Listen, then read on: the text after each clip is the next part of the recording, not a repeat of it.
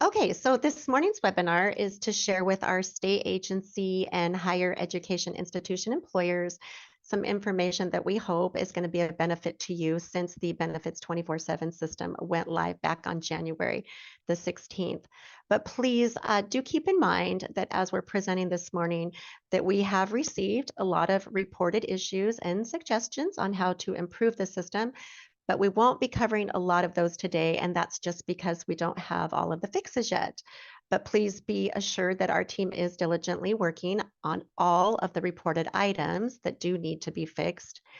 So I guess the best way to describe that about how we're going about tackling the fixes is kind of to compare it to the triage process of a medical emergency room. So as we're receiving reported issues, our team is assessing each one of them to determine which one needs to be dealt with first, and then that's going to be based on a variety of criteria.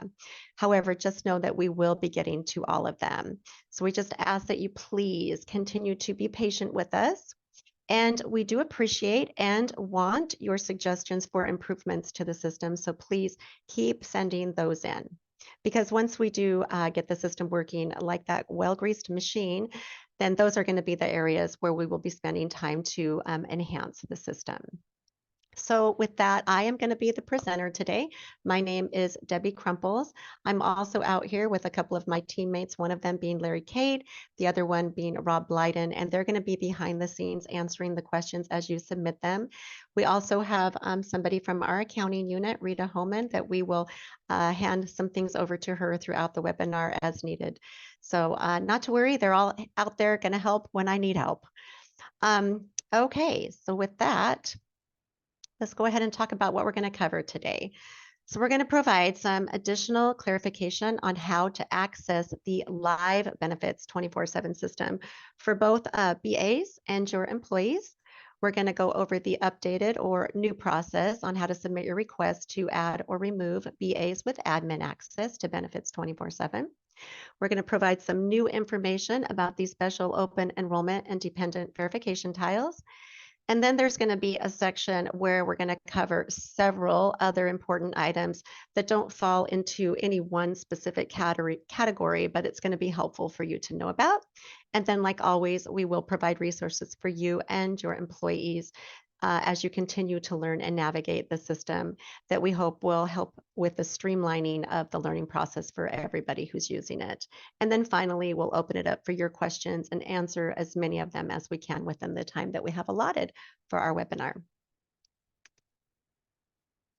Okay, so we're going to go ahead and start with some additional information about how to access the live Benefits 24/7 environment. And that's going to be both for you as a benefits administrator and for your employees. So first, we'd just like to say, please be sure that you are logging into the live environment and not the training environment. And we're only mentioning this today because we really have had some BAs logging into the training environment to do their live work, which is never going to show up in the live environment. So we just want to be sure that everyone is using this live environment URL to get signed into the system.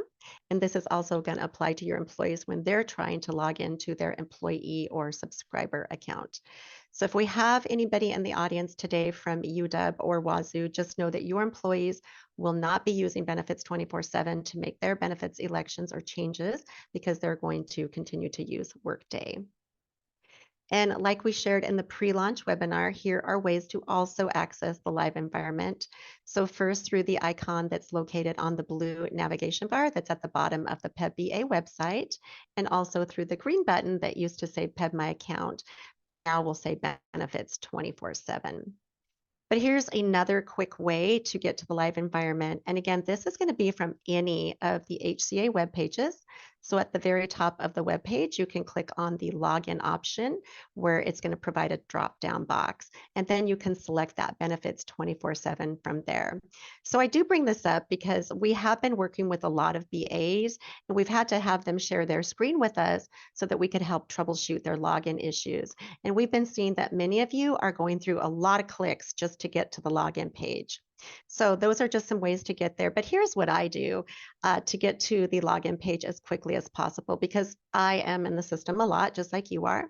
So I've gone ahead and bookmarked the live environment URL web page, and that allows me to get to it in only one click. And how I did that was to click on that star icon that's to the far right of my Google screen when I had that live environment web page up. So if you want to do that for yourself, that might be helpful. Okay, so in this next section, I'm going to share with you the new way to add or remove BAs with admin level access and benefits 24/7. So just like before, you're still going to need to make your request by creating a ticket through the HCA support portal, and then you'll click on the benefits administrators only option. And now you're going to see that you have only one option to choose from, and that's the benefits administrator inquiry option. And this is going to be the screen that comes up when you go in there. So you're going to select that your inquiry is PEB related. Then you're going to select yes, that your ticket is related to benefits 24/7. And then it's going to give you that drop down box to choose what your request relates to. And now you're going to see a new option to add or remove admin access. Then it's going to ask you to select which one. Do you want to add or do you want to remove? And then it's also going to provide some boxes down below where you can provide your the BA's name that you want to add or remove.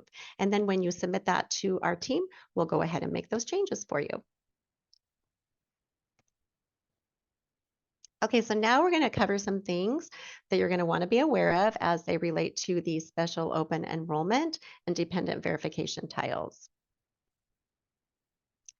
So we're going to go ahead and start with the special open enrollment event verification tile, which shows up on your BA dashboard. And in this example, where I'm going to zoom in on that tile, you can see that the BA has 0 SOE event requests. However, when you actually click on that SOE verification tile, here's what's actually showing up. So in this example, this employer actually has 3 verifications that are in draft status. But remember, these 3 verifications did not show up in the count that's on the dashboard where it showed 0 requests for your review. So this is going to be really misleading if you're only going into your tile when you see that you have any requests in that number count that are ready for your review. So what we're recommending is that you go into this tile on some kind of really regular basis, whether or not you have 0 or whatever on that count. And here's why. Because if you have any SOEs that are in draft status, they're going to stay on your pending request page, this page right here, until you actually do something with them. So for example, if I click on the first employee in this example and pull up their draft SOE, here's what's going to come up.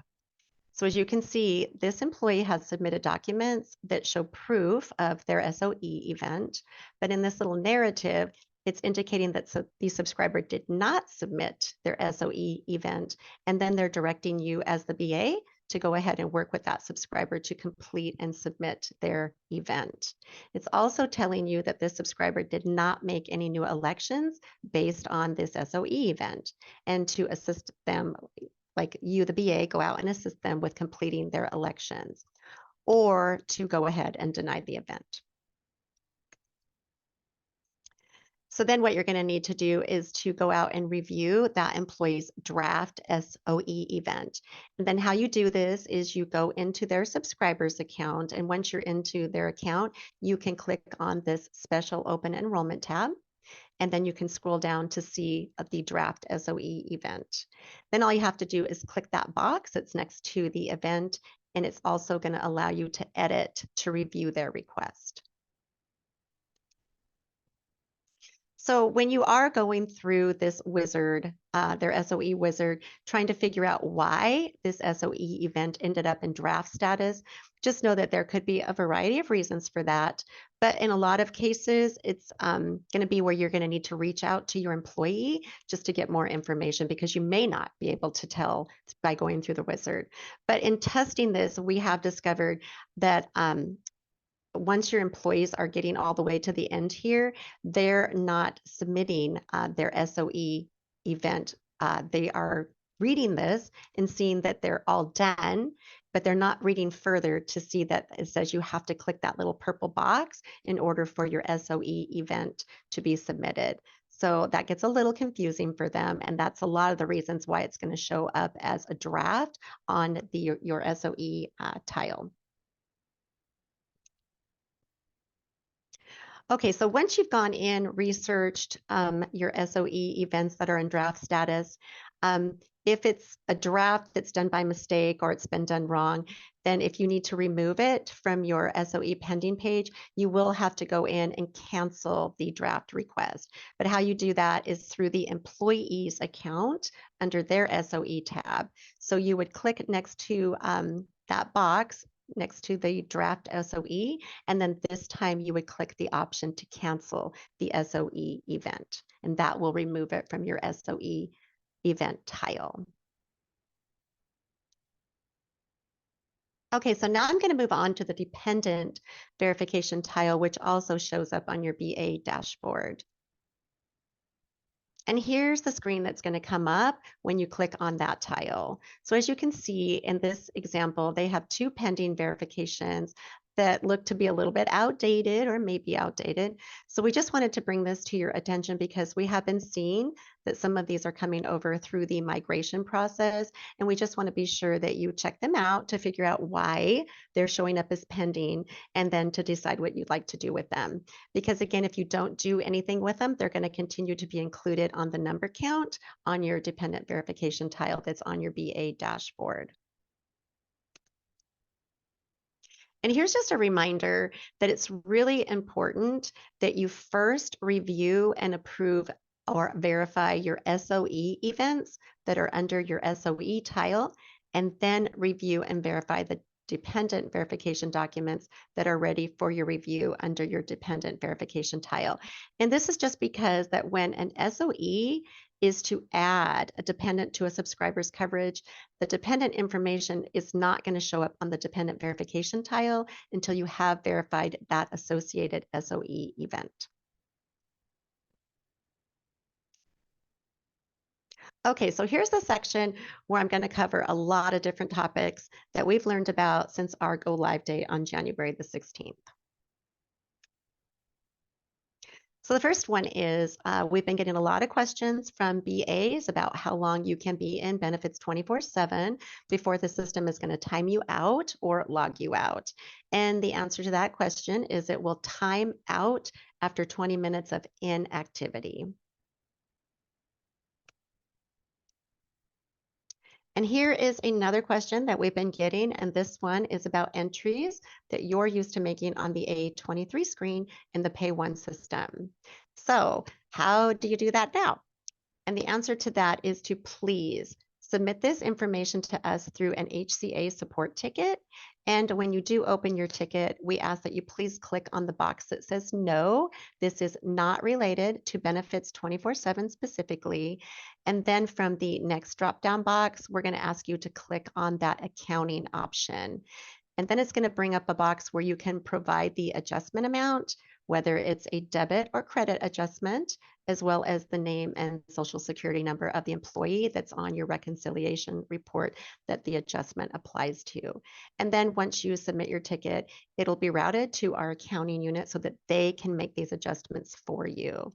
So I am going to hand this over to Rita for a minute. She's from our accounting unit to see if she has any additional details that she would like to share with you that I did not cover. So Rita, would you like to add anything to this slide? No, it's perfect. Thank you, Debbie.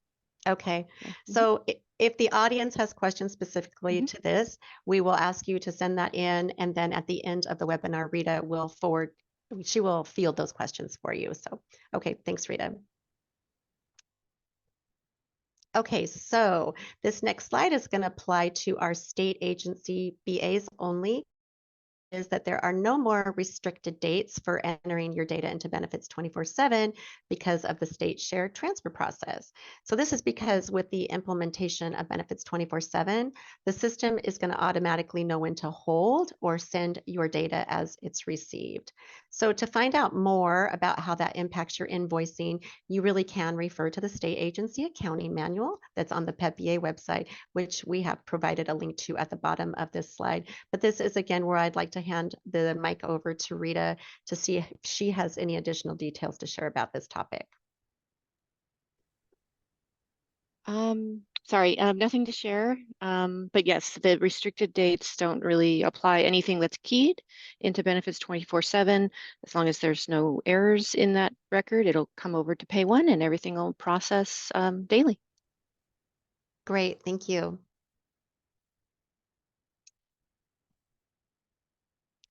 Okay, so I'm going to change topics. If you are trying to add a new subscriber who is currently enrolled in PEBB retiree or continuation coverage, you are going to get a message like this, something like this, letting you know that this individual is enrolled in retiree or continuation coverage, and that if you add them into the PEBB employee coverage, the system is automatically going to defer their retiree coverage or terminate their continuation coverage. And then it's going to offer you this purple claim button. And we're going to ask you to not claim this individual, because if you do, then it's really going to mess with their retiree or continuation coverage. It's going to mess with the dependents that they have enrolled, and then any automatic payments that they currently have set up for those premiums. So instead, we're going to ask you to go ahead and cancel that entry in benefits 24/7 and go ahead and send us an HCA support ticket letting us know that you need to enroll them in PEBB employee coverage. So then once we get their retiree or continuation coverage unenrolled on our side, we'll let you know so that you can add and claim them as a new PEBB employee subscriber. And here's just a quick update about entering your employee's date of eligibility. So just remember that the date of eligibility is entered on the first screen after you click the option to add a new subscriber.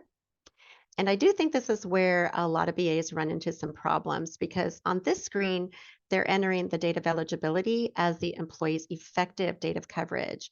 And if you are a BA who used to key into pay one, you were used to entering two dates in the system, one for the eligibility date and one for the coverage effective date. But with the rollout of benefits 24/7, you now only need to enter the date of eligibility, because that date is going to carry over to this page where you can input the employee's demographics information, or that data is already going to be there because you claim them. And then the system is going to automatically determine and populate that effective coverage effective date. So this is where we really want you to kind of stop and take a close look at that coverage effective date to be sure that it's correct. Because if it's not, then that's going to be your first clue that the date of eligibility that you entered on that previous screen is incorrect. And if that ends up being the case, you would just want to cancel out of this, start over, add them with the correct date of eligibility. But let's say in this example that you do have the correct date of eligibility and the correct coverage effective date. Then once you've added all of the employee's information and clicked on that submit button, and then go back to your BA dashboard to search for and manage that employee, you're going to see that you can no longer see the employee's coverage effective date, that all you're going to be able to see is their date of eligibility. So it's really important that you're entering correct eligibility dates and then verify that the system determined the correct coverage effective date before you go ahead and submit and save your employees.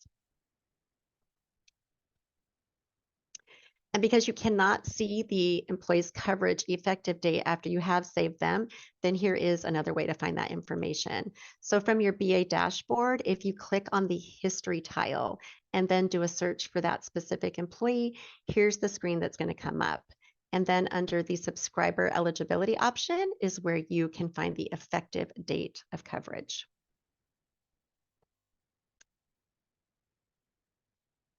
So when it comes to terming or ending your employee's eligibility for PEBB benefits, please just remember that the date that you're going to need to enter in the termination effective date field is going to be the employee's last day of work or the last date that they were in pay status.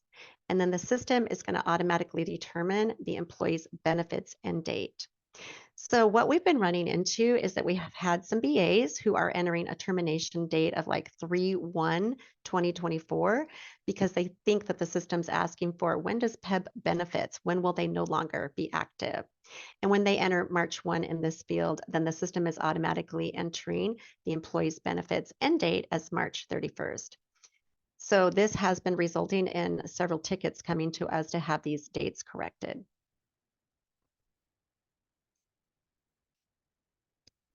Okay, so this one applies only to our higher education employers. So we have been getting some questions about what is this $9 that's in the salary field, because we were told that we didn't need to provide a salary for our employees because we don't use benefits 24/7 to determine employee paid LTD premiums. So just know that in pay one, $9 was keyed for all of our higher ed employees, and that $9 was not keyed by you as a BA, but it was keyed by HCA as a salary placeholder. And then when we migrated to benefits 24/7, this is how that $9 salary information came over into the new system. So just know that you do not need to enter your employee's salary, but you certainly can if you would like to. But just keep in mind that if you don't continue to update that salary information as your employee salaries change, then just know that you can't count on that salary data to be correct in the benefits 24/7 system. So just always know that for our higher ed employees, you can input 0 for the salary, and that way you wouldn't have to worry about making changes every time your employees have a salary change. And this is because, as you know, the salary data and benefits 24/7 does not impact your employees' benefits or premiums. So really what we're telling you is do what's best for you as a BA in order to best manage your workload. And here's another one that we wanted to provide some additional clarification for, and that's that the MetLife enrollment process has not changed from the process that was in place prior to Benefits 24/7 going live. So what that means is that your newly eligible employees are still going to need to complete the paper enrollment form and submit it directly to MetLife. And that just continues to be the case because MetLife doesn't enter your newly eligible employee information into their portal, or at least we don't count on that, right? Until usually after the 31-day window has closed for them to make some elections. And because your employees are able to apply for specific amounts of supplemental life insurance within that 31-day window without having to provide evidence of good health, then if they waited to apply for that coverage until they could get into the MetLife online portal, they might miss that 31-day window of opportunity for a guaranteed issue of coverage. And then once your employees are outside of their 31-day eligibility window, they can certainly log into their employee benefits 24/7 account and go ahead and link to the MetLife portal to apply for supplemental life or AD&D insurance, or they can also log into the portal to update their beneficiary information. So this one is definitely an update since the pre-launch webinar. Because previously we shared with you that there would be no data coming over into your organization profile tile and that you would need to go ahead and add your organization's contact information. So that didn't exactly end up being the case. So what we did learn is that contacts did come over from one of our HCA contact databases. So now we're just asking that you please go into this tile for your organization and make changes as necessary. If you need to add any contacts, you can do so by clicking on the Add Contact button. And if you need to remove or make changes to an existing contact, then all you need to do is click that plus sign that's next to their name. And either update their information if you would like to keep them, or go ahead and click on the option to remove them as a contact for your organization if they no longer apply. Okay, so we did get some BAs asking us, can you please tell us which wizards we're going to be expecting to see in this program? So there are 4 different kinds of wizards, and the first one, which most of you are pretty familiar with, is the newly eligible wizard. So this wizard is going to show up on an employee's dashboard after you've added them as a new subscriber with their date of eligibility to your organization in Benefits 24/7.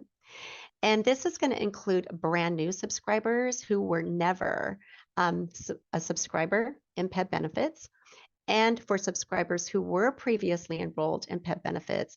However, they have incurred a break in their PEB coverage, which would make them newly eligible. Also note that the wizard will not show up on the employee's dashboard until their actual date of eligibility. So if you are a BA who likes to enter your newly eligible employees prior to their date of eligibility, just so that you're getting them into the system, then just don't be surprised when you don't see that newly eligible wizard. And that's because for newly eligible employees, we do not want them accessing the wizard to make any benefit elections until their actual date of eligibility. The next wizard that you can expect to see from time to time is the transfer event wizard. And this wizard is only going to show up on an employee's dashboard after you've added them as a new subscriber with their date of eligibility to your organization, when they were previously enrolled in PEB benefits with a PEB covered medical only employer, and they're not incurring a break in their PEB coverage. So then with this wizard, it's going to allow your employees to go ahead and enroll in one of the PEB dental plans. It's also going to allow them to make their employee paid long-term disability plan elections. But remember that higher ed employees won't be making their LTD elections in this system.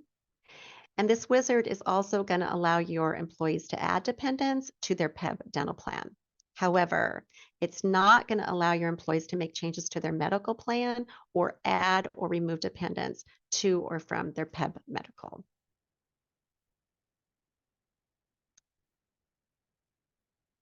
The next wizard is the special open enrollment event wizard, which is going to show up when you, as the BA or your employee, enters a special open enrollment event from the employee's special open enrollment tab or tile. So as you can see, the wizard does look a little bit different than the other ones that you're used to seeing, because this one is not going to show that blue chevron. And instead, once the event is entered with the event date, it's just going to pop you right into the SOE wizard.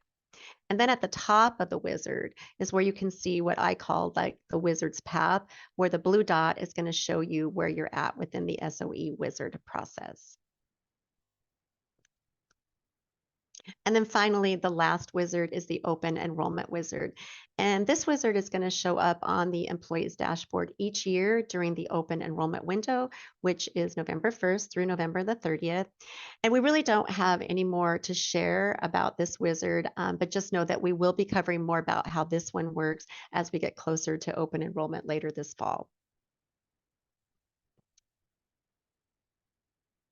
And in case you were not already aware of this, please just know that the PEB enrollment change forms are only available on the PEBB website. So if you are an employer who has decided to not yet direct your employees to their online Benefits 24/7 employee account to make their benefit enrollments and changes, or if you are directing them to their online account, but they prefer to use paper forms, then just know that you as the BA are going to be the one who needs to provide these forms to them. And also for your newly eligible employees, this information about how to obtain their paper forms is provided in the employee enrollment guide. And if you would like to place an order to have a supply of these forms on hand, as well as the enrollment guides, you certainly can do so by going out to the PEBB website. And then under the forms and publications page, you can click on the order materials option in that blue box, and then make sure you click on PEB in the upper left corner. And then here's where you can place an order for the guide and forms. Okay, so for the next several slides, I really just wanted to share with you some filtering features that might make it a little bit easier for you to find information that you're looking for within the Benefits 24/7 pages. So this is a screenshot after clicking on your Manage Subscribers tile, where you've done a search of your employees whose names contain the letter A. So I know this screenshot really isn't the greatest example for this, but let's say that your search results did end up with a large number of hits. well, then you could just click the header at the top of any one of these columns. And in this example, I just chose to click on the last name column. And when I do that, as you can see, it's going to sort the search results by last name, which can make it easier if you have a lot of hits to just find a specific employee much quicker. There's also this little filter feature. And when you click on that, like I did here under the first name column, it's going to bring up a box where you can enter some search criteria. So in this example, I just put in that I wanted to search for first names that contain the letters A, R, T. And then when I click on the filter option, it's going to further refine my search results to show only the first names that contain the letters A, R, and T. And then as you can see, that filter is green, which just indicates that you have a filter on that column. So when you click on it, it's going to bring that box up again where you can click on the clear option, where it's going to remove all of your filter and search criteria, and it's going to bring you back to all of your original search results. And just know that these filtering options are available on most of the pages within the Benefits 24/7 application. Okay, so before we go ahead and open it up to your questions, we do want to give you some resources when you or your employees run into any problems and need help with Benefits 24/7. So for you as a benefits administrator, you can send us your questions through the HCA support portal. And we would like to ask that please be sure you're sending your issues and questions through the portal and not directly to our outreach and training staff, because a lot of our team is receiving large volume of emails directly from BAs. So this is only going to slow down our response time, because then we're having to redirect you back to the portal, because that's where the various issues are being tracked and managed. So we do know that this is frustrating for all of you, because it's taking a long time in some cases to hear back from us, but we are working through the tickets as quickly as we can.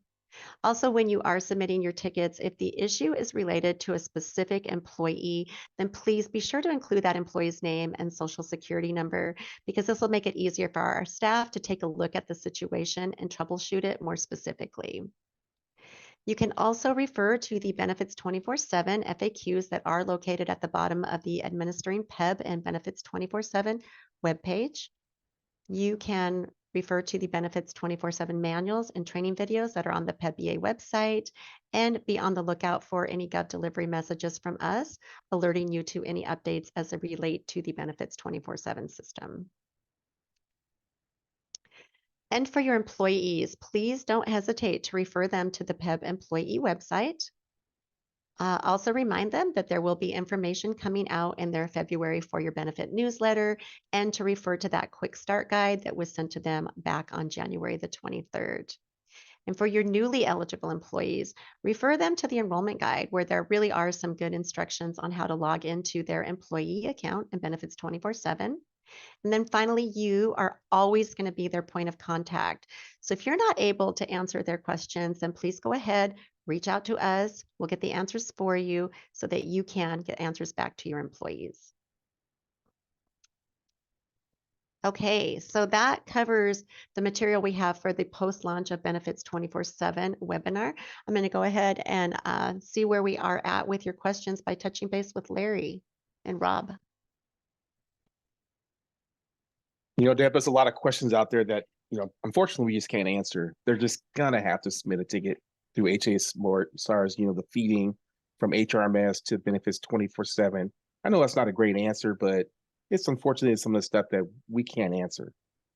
Yes. Are there any other ones that are like you guys can answer that maybe I can field, or any accounting ones for Rita? Well, going through the ones that we have, we're trying to answer them. So if you see one Okay. that you can see up there you can answer, please feel free to do it.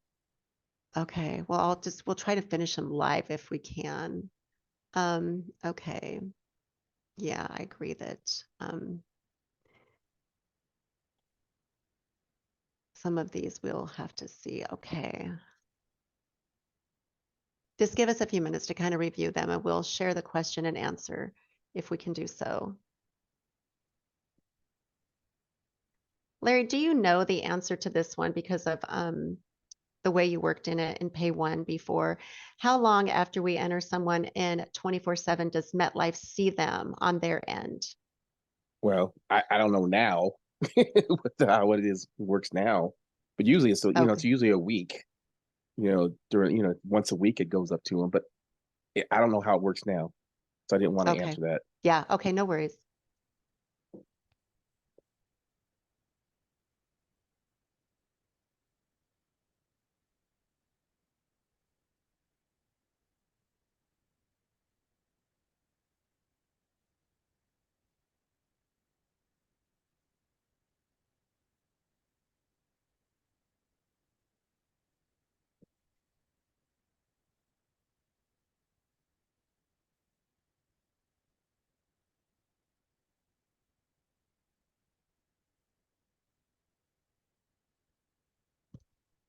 Rob, are you still on the line? Still here, Deb. We have a question that from Heidi Barrett. It says, when we are adding our HR staff to have access as a BA to benefits 24/7, there is a blue selection that says release account. What does that mean, and why doesn't it let me select that for some of the staff? I know you've been working on that. Is there any way you might be able to answer her question? So she's asking about the release account button under the manage access tile. Is that what she's asking? Yes, for the BAs, yes. Yeah, so that button is only used when a BA has claimed their account and all of a sudden cannot get back in their account. So that would allow the agency to click that button to disassociate or untie that SAW account to their benefits 24/7 account so they can create a new account and claim their account. So is that what they're asking? I think so. If they need additional clarification, they can go ahead and submit a clarifying question. Thanks, Rob.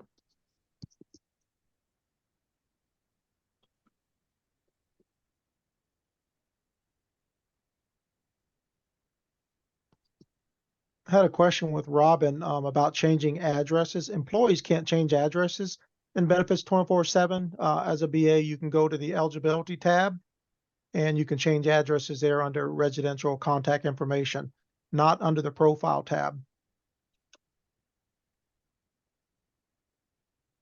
I do see a question. It says, it appears there is a new access level called access management who would fall into that category. So I believe there was one for access management and finance. That is not supposed to be there. They are working to get that either removed from your guys' side. So if it's still out there, it will not be out there for long.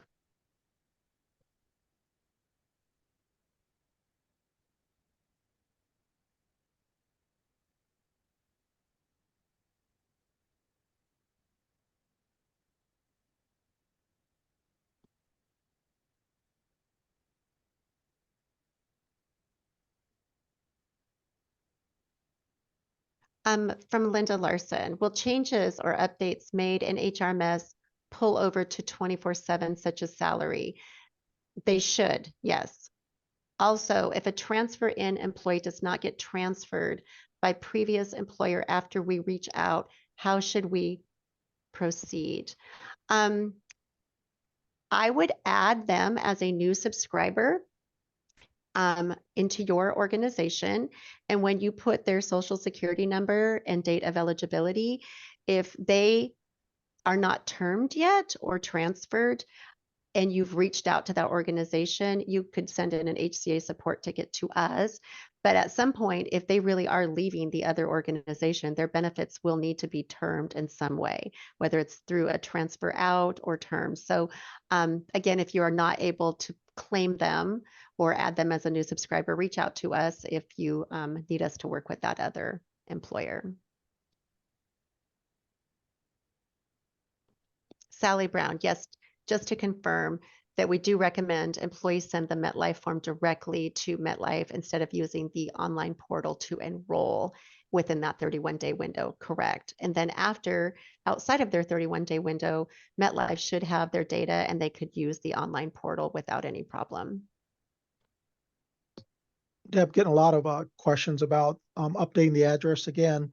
As you go to the profile tab, it's all grayed out. You have to go to the eligibility tab for that employee, scroll down to residential address contact information. That is where you'll be able to update any employee's addresses. Employees will not be able to update their own addresses. Also getting a lot of questions on defaulting. How will the employee know that they're defaulted? When they fill out the eligibility worksheet, there it lets them know their 31-day election period, and that lets them know they have until this deadline date to make their elections. After that 31-day election period, they won't be able to make elections. They can go into current coverages and see that their current coverages have been defaulted.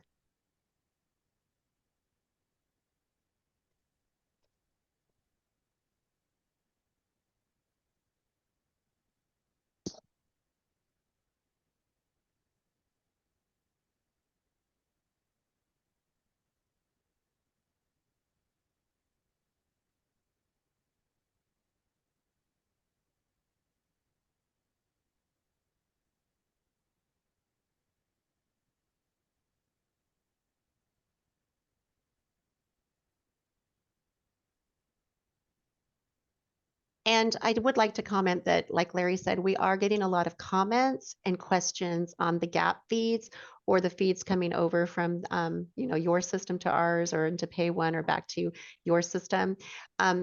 We will be looking at these and sharing the things that we're not able to answer with our team. I'm just going to compile them and send them all. But if you have something specific where you have an employee, please send that in as a ticket with their social security number and what you're looking for specifically so that those could be looked at. But I'm going to try to compile these in a general format to share with our team, but not specifically. So that would be through a ticket, please.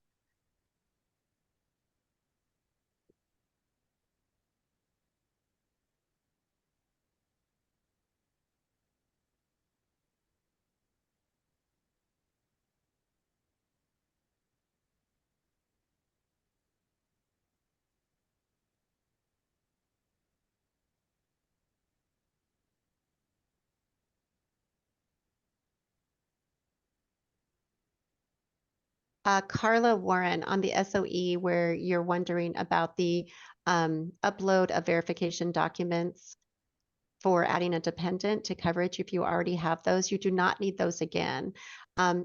We do say though, if you're adding a spouse or domestic partner, that you should try to get dependent verification documents for them to verify that that relationship or that marriage is still valid.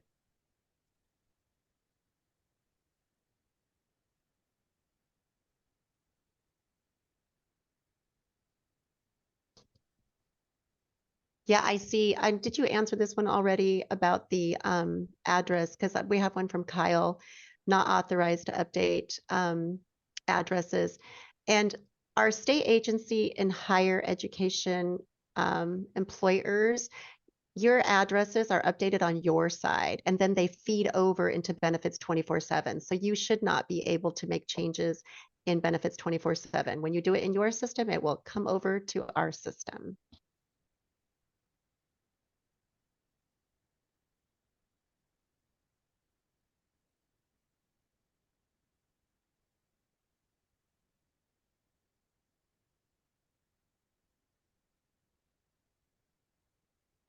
Jillian, when you say that you're submitting tickets and there's no automatic email response with the ticket number to confirm that it went through to us, so my question is, are you submitting it the way that we've, through the HCA support portal under the category benefits administrators only, and then choosing that benefits inquiry option?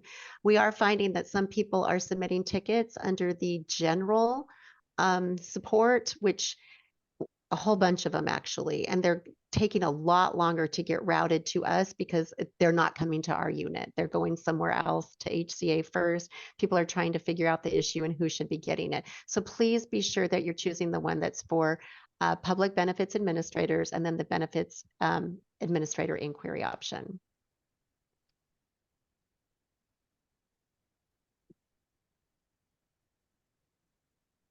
Robin, on the mailing address that you can't change, you're correct. You can't change the mailing address either in benefits 24/7. If you correct it in your system, it should correct in our system come over. But if you are having any problems with any specific employees, please just go ahead and send in a ticket and someone will work with you on that.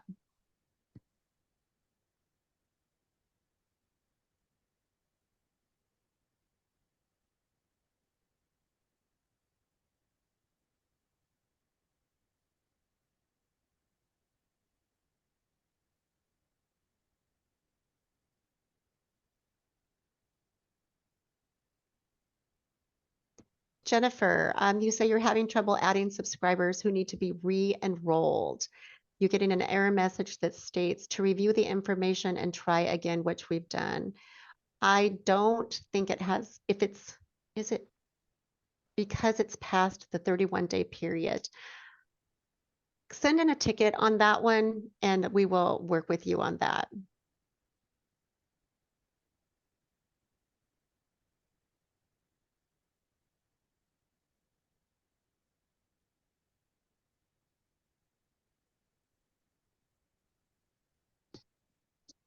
So Deb, about updating addresses, are they not able to update addresses in the eligibility tab? They do this through their own system, then it'll feed over?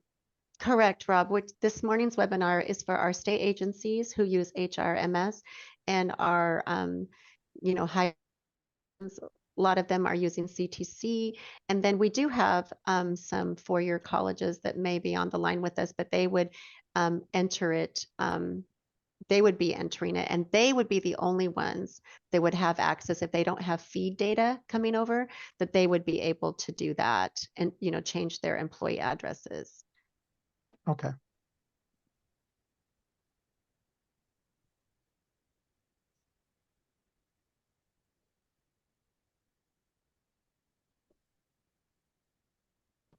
Hey, Larry, Sally Brown is talking about, she says she has a rehire and the old last name is in the system. So how do we change the last name to the correct last name? If she is adding that person as a newly eligible subscriber with their social and date of eligibility, when she gets to that first screen with demographics, can she update it there? Or will it come, do you know if like her system, when it comes over with that she would just pull in the information with the corrected last name from her system? We'll have to see. I mean, that's Okay. yeah. Okay, that's another ticket, maybe Sally, that you want to give us some specifics on, and we can go ahead and follow up on that. Because it's hard to show people with personal information. We can't Right, go in the we system can't and do look. that. Yeah. Correct. So we Yeah, need to know who the person is and go through and try to right. diagnose, see what's going on. Thanks, Larry. We do have somebody here asking, will we be updating our Q&A with support ticket questions and solutions?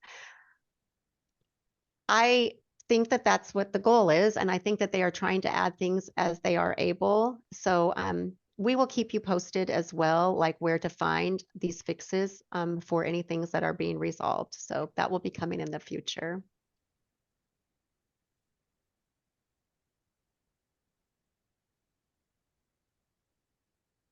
That same person, or maybe not the same person, but it's anonymous. If a new employee's data is not transferring from HRMS to benefits 24/7, do we submit a ticket and wait for HCA to correct the issue, or should we manually enter them in benefits 24/7? So here's two things. If you really need to get them in the system and it's not coming over and you've given it a couple of days, I would say you can certainly add them without any problem. We have had to have BAs do that. But also please submit a ticket with that specific person's information because we want to identify why their information is not coming over.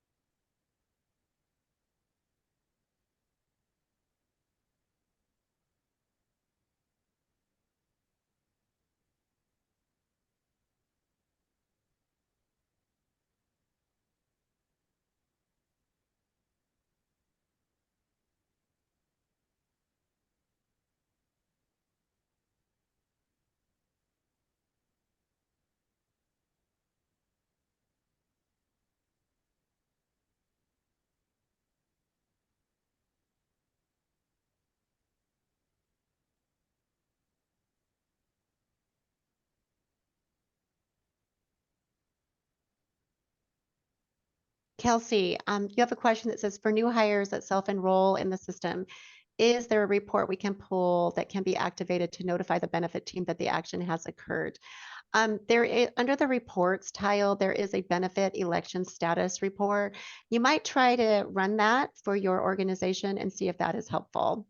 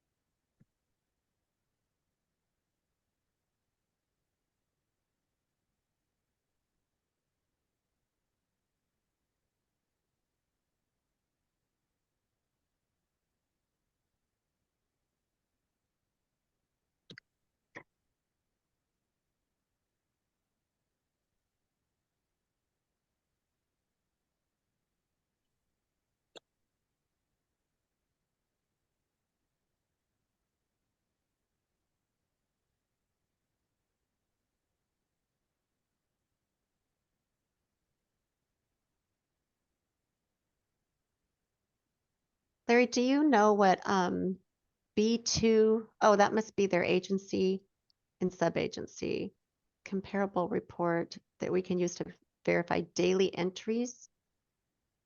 I guess that's benefit elections. I can't answer that one unless it's maybe accounting related.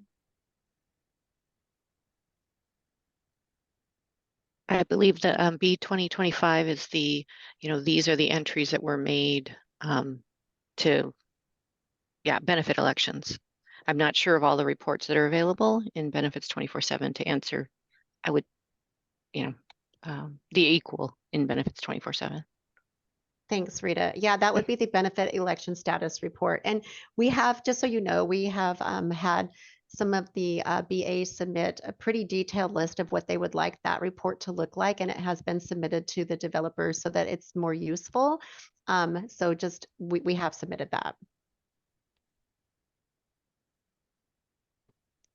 Someone has asked for me to repeat the instructions on the MetLife enrollment. It's basically the same way that it was before going into benefits 24/7. So for your newly eligible employees, you would give them the paper form where they would go ahead and complete that and send it directly to MetLife based on the submission at the bottom of page 1 of that, like where they could fax it, email it, or send it. And then again, that's because if they wanted to apply for that supplemental life insurance, there is a certain amount that they would be guaranteed as long as they did it within their 31-day window, and they would not have to provide evidence of insurability. So the portal, we cannot guarantee that when they're going out to MetLife portal, that MetLife actually has their new employee information. So let's say MetLife didn't update their portal for until day 33. If your employees waited that long to be able to apply for that supplemental life, they would not be able to get that guaranteed issue. They would have to provide evidence of insurability and they could be denied for it. So that's no different than it's always been.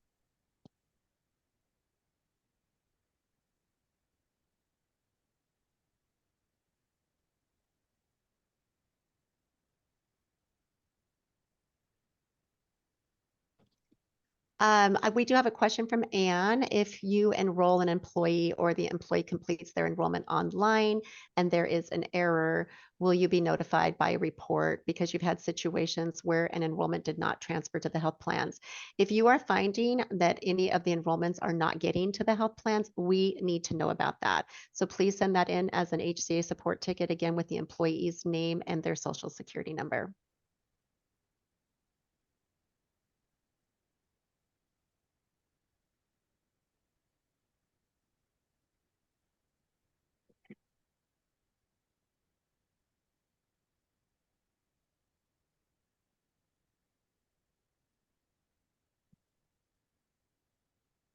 For Rana White, to be clear, are addresses loading into benefits 24/7 from HRMS, or do we have to key all addresses in address changes? No, your address information, once you've made changes in HRMS, or that comes over to benefits 24/7 automatically.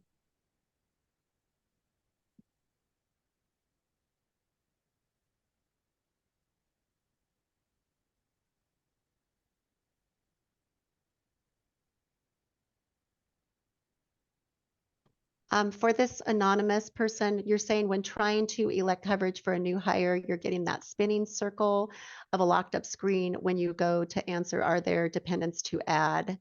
You have 2 tickets in on this. I would tell you to try to clear your browsing history and see if you can clean everything out and see if it will work for you, or sign out and then sign back in and see if it will work.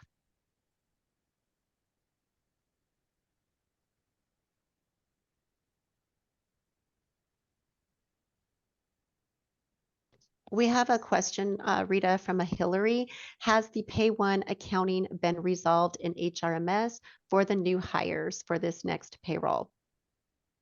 I'm not sure. I haven't gotten an update from IT on that issue. Okay, thanks. Yeah. Mhm.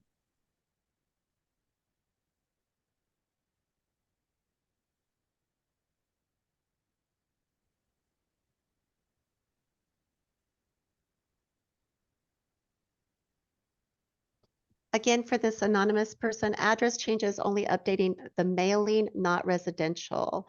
Also not updating the dependents that have different addresses. I would, if you have, again, specific employee examples, that would be helpful for us to be able to determine what's going on there.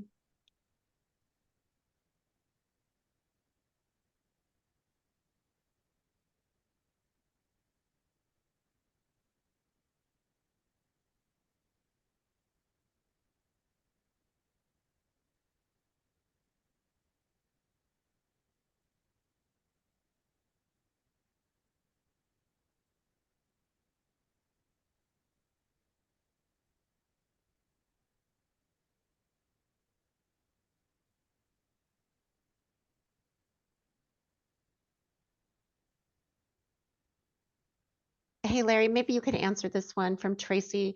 If a subscriber is dropping their spouse, is proof of new coverage required if the spouse's new job is also PEB?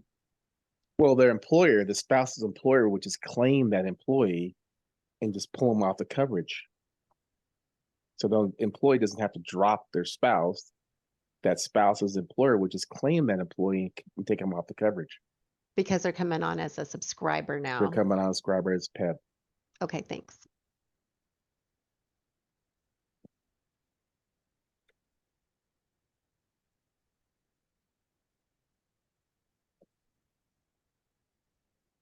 I don't think we should open the thing about addresses.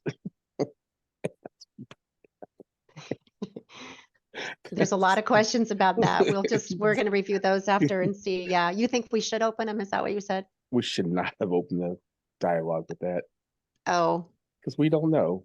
And a lot of Yeah. stuff is not working correctly. it's and not working correctly, correct. That's why I'm asking people to send in individual people.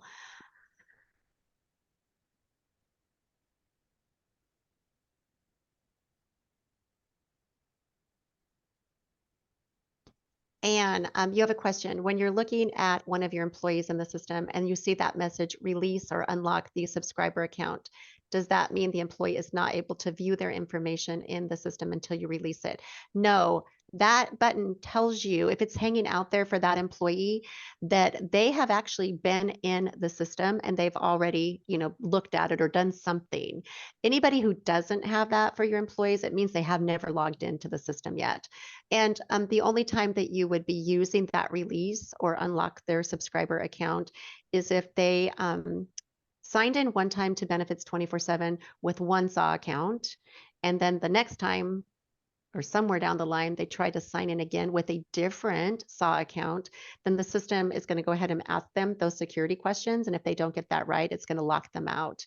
And then they're going to need to come to you and you're going to need to release them. And then they go back and go in with whatever SAW account they choose, hopefully with a personal email attached to it, and they'll reset their questions and get in again. Hey, Deb, we